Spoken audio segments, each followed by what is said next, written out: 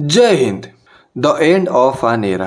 ये सुने हो, एक एरा का एंड हो चुका है। यस, कल यानी कि नवंबर 26 को मिग 29 का जो लास्ट स्क्वाड्रन था, 23 नंबर का स्क्वाड्रन इंडियन एयरफोर्स में, उसको रिटायरमेंट दिया जा चुका है। एंड वो वीडियो को भी हम अभी देखने वाले हैं। यहाँ पर देख सकते हो, MiG 29Z files into the sunset after 6 decades of distinguished service. भाई साहब, पूरी दुनिया का हिस्ट्री ये रहा है कि इतना लॉन्ग सर्विंग कोई भी फाइटर जेट किया नहीं है जितना मिग 21 इंडिया के एयरफोर्स में सर्व किया है। ऑलमोस्ट 62 ईयर्स का सर्विंग भाई साहब, 6 डेकेड का सर्विंग। इतना एक इंसान जिंदा नहीं रह सकता जितना ये पिछड़ा हुआ टेक्नोलॉजी हमको हेल्प किया है।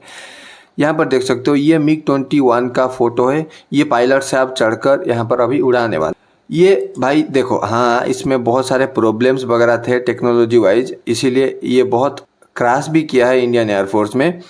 लेकिन इसका कंट्रीब्यूशन को पूरी भारत की जनता, पूरी इंडियन एयरफोर्स, पूरा मिलिट्री और पाकिस्तान कभी नहीं भूल सकता। पाकिस्तान को धूल चढ़ाने में मिग 21 का हाथ बहुत अच्छा खासा नंबर पर है।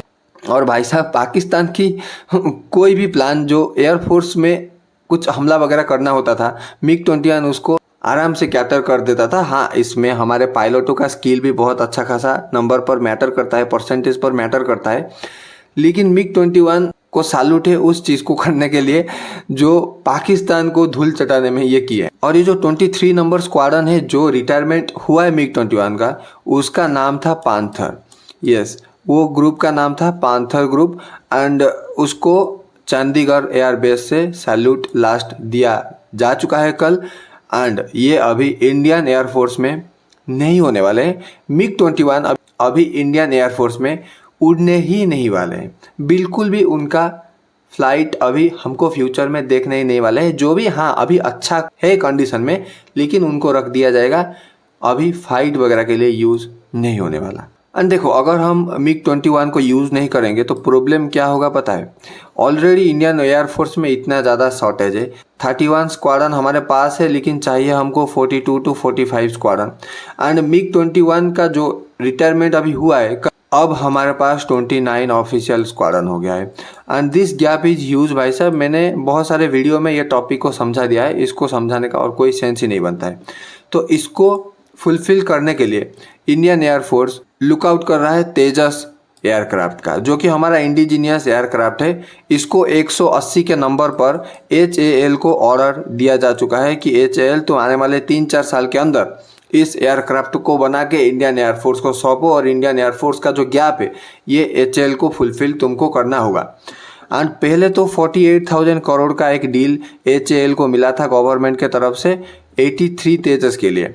एंड नाउ इस साल गवर्नमेंट ने 97 तेजस का और ऑर्डर दे दिया है with the valuation of 66,000 crore. And इसके ऊपर मैंने एक डिटेल वीडियो बनाया था। और लगभग 180 तेजस का जो डील है ये कुछ सालों में हमको मिल जाएगा। यहाँ पर this video you can see this, ये 17 मिनट का वीडियो है भाई साहब। यहाँ पर मैंने डिटेल में समझा दिया था तेजस क्यों नहीं बन पा रहा है जल्दी, और एमका का प्रोजेक्ट कितना दूर गया, और तेजस परफॉर्मेंस वगैरह इंडिया के एयरफोर्स में कैसा होने वाला है। भाई साहब, सबको अच्छा खासा डिटेल्स में मैंने इस वीडियो में समझा दिया था। अगर देखना चाहते हो तो you can go in my YouTube channel and you can watch this very easily. This is not a big deal भाई। एंड देखो, ये तेजस में क्या प्रॉब्लम है पता है? हमारे पास इंजन है ही नहीं अपना। हम जो पहला कुछ तेजस बनाने वाले हैं उसमें GE इलेक्ट्रॉनिक्स का इंजन लगाने वाले हैं, और उसको हम $1 बिलियन का ऑर्डर भी दे चुके हैं।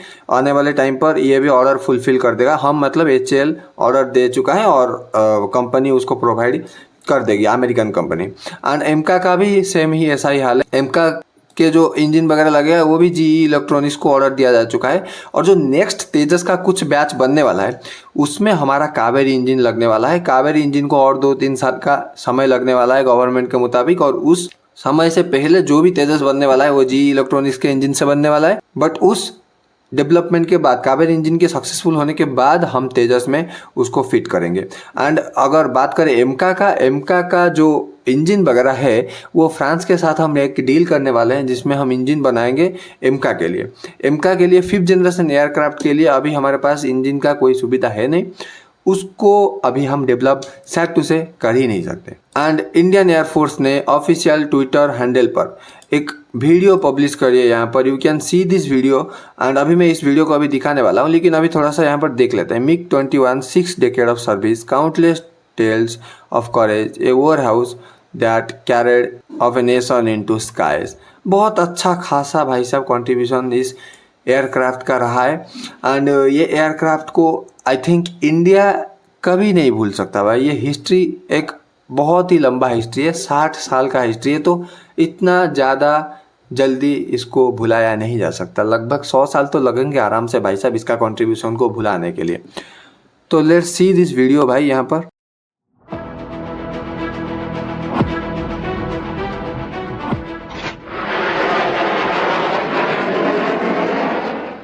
The legacy of a legend. The MiG-21 of the Indian Air Force. Valor, courage, precision, and the steadfast oath to defend the nation.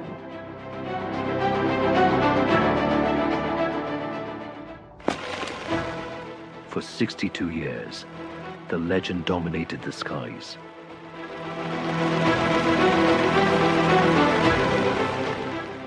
The time has arrived to stand ready for one last tribute to the machine and the brave men behind it.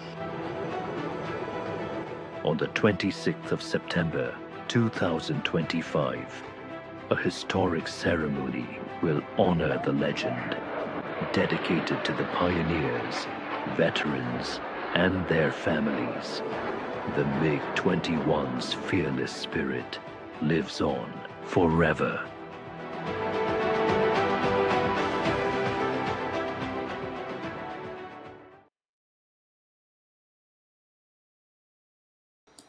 ये एक छोटा सा historic video था Indian air force की तरफ से उसके farewell ceremony में। एंड देखो भाई, ये जो एयरक्राफ्ट है ना भाई, इसका हिस्ट्री बहुत लंबा है। यहाँ पर ये बहुत अच्छा खासा नंबर पर इंडियन एयरफोर्स को हेल्प किया है।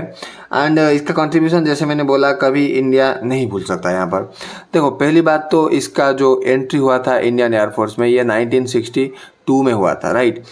और उस समय के बाद इसका कंट्रीब्यूशन शुरू हो गया 1965 के अंदर। यस, 1965 में क्या हुआ था भाई साहब, 1965 में हुआ था इंडो पाक वार। 1962 में भी हुआ था, लेकिन उसमें हम हार गए थे। उसके बाद ही हम रशिया से ये डील किए थे कि हमको चाहिए MiG-21 एयरक्राफ्ट। एंड ये 2 और 2.5 जनरेशन का एयरक्राफ्ट था उस समय के हिसाब से। एंड 1965 में खैर युद्ध तो किया है, लेकिन इतना ज़्यादा कोई हाईलाइट वगैरह हुआ नहीं था ये जहाज़। लेकिन 1971 का जो वार था, दिस इज ए हिस्टोरिक वार भाई साहब। यहाँ पर पाकिस्तान को हमने 2 टुकड़ों में बांटा था, वेस्ट पाकिस्तान और ईस्ट पाकिस्तान। जो था, ईस्ट पाकिस्तान को बांग्लादेश के नाम में एक नया देश मिल गया था, और वहाँ पर शेख मुजीबुर रहमान पहले प्रधानमंत्री बने थे। वहाँ पर जो गवर्नर थे, उनका जो घर था ढाका में, उनके घर के ऊपर भाई साहब डायरेक्टली MiG-21 बम लेकर गिरा दिया था। और कैसे गिराया था देखो, लेट सपोज ये गवर्नर का घर है, इस घर के अंदर गवर्नर रहते हैं। पहले गवर्नर को लेकर बाहर चले गए, और फिर MiG-21 आया, इस पर बम गिरा के इसको पूरा डिस्ट्रॉय वगैरह कर दिया। और फिर गवर्नर को बुला के लेकर आए, देखो तुम्हारा ये घर था और इस घर को हमने बर्बाद कर दिया, एंड तुम अभी हार मान जाओ, नहीं तो तुम्हारे ऊपर ही अभी बम गिराएंगे, हार मानो जल्दी। मतलब डायरेक्टली धमकी दिया, उनके घर के ऊपर बम गिरा के डिस्ट्रॉय वगैरह करके भाई। एंड ये हिस्टोरिक फोटो है भाई साहब। लगभग 1 लाख आर्मी ने हार माना था उस वार में, इंडिया पाकिस्तान वार में। एंड ये PNS गाजी का तो भाई साहब पता ही है, डूब गया था भाई साहब, गाजी का बाजा बज गया वहाँ पर। तो भाई बहुत हिस्ट्री रही है भाई साहब इंडिया पाकिस्तान के वार के बारे में। एंड देन अगर बात करें, MiG-21 ने कंट्रीब्यूशन दिया था 1999। क्या हुआ था उस समय भाई, कारगिल वार में पाकिस्तान के साथ ऑपरेशन सफ़ेद सागर के तहत पाकिस्तान को भाई साहब धूल चटाया था MiG-21 एयरक्राफ्ट ने। भाई अच्छा खासा नंबर पर पाकिस्तानों को धुआ था भाई क्या कहें, याद रहेगा ये हिस्ट्री। MiG-21 का धूल चटाया था भाई साहब, लिटरली भाई क्या करे यार, हिस्ट्री याद रहेगा। ये सब चीज़ कभी नहीं चेंज हो जाएगा भाई, मैं मरने तक तो ये चीज़ सब नहीं भूलूंगा। एंड 2019 में तो भाई पता है यहाँ पर हुआ क्या था। अभिनंदन साहब गए थे, मार मुर के आ गए थे उनका F-16 का, जो कि यूएसए का सो कॉल्ड यूएसए का 5th जनरेशन का एक एडवांस एयरक्राफ्ट है, उसको मार दिया है 2nd जनरेशन 2.5 जनरेशन का एयरक्राफ्ट से। खैर हाँ, इंजन फेल हो गया तो गिर गए पाकिस्तान में और बहुत वगैरह इशू हुआ था और फिर अभिनंदन जी आए थे इंडिया में। लेकिन भाई कंपेयर करो, यहाँ पर तुम पकड़े हो एक तलवार और तुमको चाकू से कोई मार के चला जाए, कितना बेइज्जती होगी। इसीलिए ये हिस्ट्री याद रहेगा भाई, इसीलिए ये हिस्ट्री अगेन बोल रहा हूँ याद रहेगा। देखते हैं क्या होता है आने वाले टाइम पर, कितना जल्दी ये गैप को फुलफिल हम कर पाते हैं और कितना हम इंडिपेंडेंस ले आ पाते हैं खुद के एयरक्राफ्ट बनाने के ऊपर। तो thank you so much for watching this video. This is Manoj this side signing off.